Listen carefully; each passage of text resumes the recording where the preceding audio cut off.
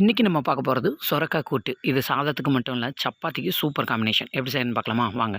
இப்போ 1/4 கப் அளவு துவரம் பருப்பும், ஒரு 1/2 கப்பு கடலைப்பருப்பு, 2 டீஸ்பூன் ஆயில், 1/2 டீஸ்பூன் மஞ்சள் தூள் போட்டு ஒரு விசில் விட்டு எடுத்துக்கலாம். இப்போ சொரக்காய் நம்ம நல்லா கட் பண்ணி வாஷ் பண்ணி எடுத்துக்கலாம். இப்போ ஒரு கடாயில் கொஞ்சமாக ஆயில் எடுத்துகிட்டு நம்ம கட் பண்ணி வச்சுருக்க காயை சேர்த்து ஒரு 4 நிமிஷம் நல்லா வதக்கி விட்டுறலாம். காய் நல்லா வதங்கினதுக்கு அப்புறமா வேக வச்ச பருப்பு கூட இந்த காயை சேர்த்துட்டு தேவையான அளவு உப்பு சேர்த்து ஒரு விசில் விட்டு எடுத்துக்கலாம். இப்போ ஒரு கடாயில் 2 டேபிள் ஸ்பூன் தேங்காய் எண்ணெய் சேர்த்துட்டு கடுகு உளுந்து 1 டீஸ்பூன், ஒரு 10 சின்ன வெங்காயம், கொஞ்சமாக கருவேப்பிலை, 2 வரமிளகாய், ஒரு பெரிய தக்காளி, ஒரு தக்காளி, தேவையான அளவு உப்பு சேர்த்து தக்காளி நல்லா சாஃப்டாக வேகிற வரைக்கும் நல்லா வதக்கி விட்டுடலாம்.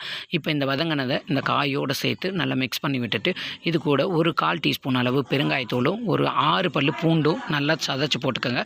கொஞ்சமாக தேங்காய் துருவலும் சேர்த்து நல்லா மிக்ஸ் பண்ணி விட்டு கடைசியாக மல்லித்தலை தூவி லைட்டாக ஒரு கொதி விட்டு ஆஃப் பண்ணிடுங்க. சூப்பரான சொரக்காய் கூட்டு ரெடி. இது சாதத்தோடு மட்டும் இல்லை, சப்பாத்தி கூட சூப்பர் காம்பினேஷனாக இருக்கும். இந்த ரெசிபியை நீங்களும் ட்ரை பண்ணி பாருங்கள். வீடியோ பிடிச்சிருந்தால் மறக்காமல் சப்ஸ்கிரைப் பண்ணி